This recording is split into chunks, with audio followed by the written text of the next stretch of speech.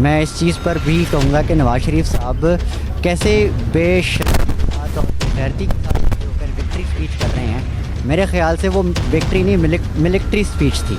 Establishment है, if they say कि they are powerful because of their weapon, because of their uniform, तो this is wrong. एक गलत perception है, उनको भी दुरुस्त करना होगा कि they are meant to secure the borders, they are meant to be in the barracks. अस्सलाम वालेकुम नाज़रीन, इस वक्त हमारे साथ मौजूद हैं पाकिस्तान के मारूफ सहाफ़ी सलमान दुरानी साहब।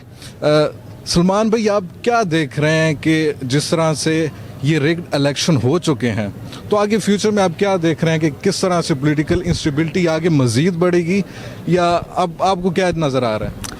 देखिए, इंस्टेबिलिटी तो वहीं स्टैंड कर रही है जहां 2 साल से कर रही है। तो मेरा ख्याल है इन इलेक्शंस में जो आवाम ने निकल कर वोट डाला है, दैट मैटर्स। कि उनको जितना डिस्करेज करने की कोशिश की गई कि आपने वोट नहीं डालना, बट दे आर हेयर। और उन्होंने साबित किया कि अवाम की अदालत का वज़ीर आज़म कौन है। अब इससे कोई फ़र्क नहीं पड़ता कि आपने नवाज़ शरीफ को आगे लाना है, शहबाज़ को लाना है, आपने अपनी मर्ज़ी का सेटअप लाना है, जो मर्ज़ी कर लें। पॉइंट ये है कि आज अवाम का शऊर अपनी उस जगह पर आ गया है जिस जगह पर होना चाहिए था। 71 साल लगे इस शऊर को, एक जो इज्तिमाई शऊर है उसको बाहर आने में।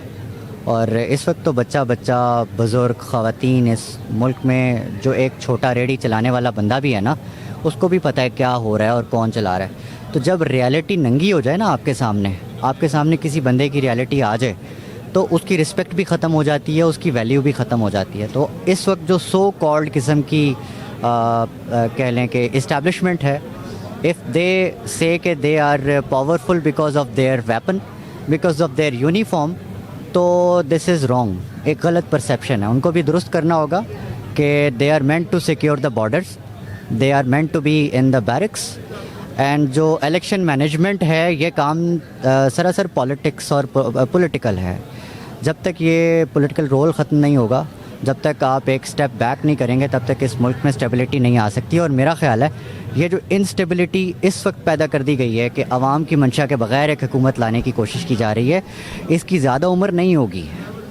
इसकी उम्र 3 से 4 महीने से ज़्यादा नहीं होगी। इंस्टेबिलिटी बढ़ेगी, सिर्फ नेशनली नहीं, आवाम ही नहीं तंग, बल्कि आपका जो इंटरनेशनल इमेज बिल्ड हो चुका हुआ है, आपको शर्म आनी चाहिए। बल्कि मैं इस चीज़ पर भी कहूँगा कि नवाज शरीफ साहब कैसे बेशर्म के साथ और बेगैरती के साथ खड़े होकर विक्ट्री स्पीच कर रहे हैं।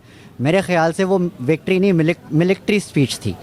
और इसके बावजूद कि दुनिया सारी देख रही है, BBC रिपोर्ट कर रहा है कि जी सारे का सारा मैंडेट चोरी हुआ है और वो इमरान खान को मिला है। Even BBC reported it. तो this will not this has a very short life. तो आपके मुताबिक जिस तरह के अभी हालात हैं, अवाम में गम गुस्सा है, हालात खाना जंगी की तरफ जा सकते हैं? देखिए, मामलात अवाम ने बड़े पुरअमन तरीके से यहाँ तक लेकर आए हैं। इनको इलेक्शन डे तक उकसाया गया कि आप लड़ाई करेंगे। ये हम लड़ने के मूड में नहीं है। लड़ने के बाद क्या होगा, वही होगा जो 9 मई हुआ। ठीक है, तो 9 मई क्या था, ये सारी रियलिटी सबको पता है। पीसफुली अगर आप किसी को घसीटते हैं, इससे ज़्यादा बुरा घसीटना कुछ नहीं होता।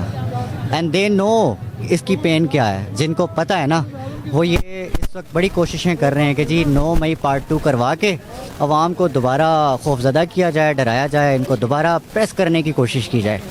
अवाम से मेरी बतौर सहाफ़ी, बतौर पाकिस्तानी यही अपील है, और सबकी यही होनी चाहिए कि जो ठीक आप लेकर चल रहे हैं वो लेकर चलते रहें। ये ज़्यादा देर तक नहीं ठहर सकते, ये मामलात आपके अगेंस्ट नहीं जा सकते। सर चले, इलेक्शन भी हो गए, इसके बाद अब आपको प्राइम मिनिस्टर और प्रेसिडेंट कौन बनता नज़र आ रहा है? नो मैटर, कोई भी हो, ये अवाम का नहीं है तो फिर कोई फ़र्क नहीं पड़ता।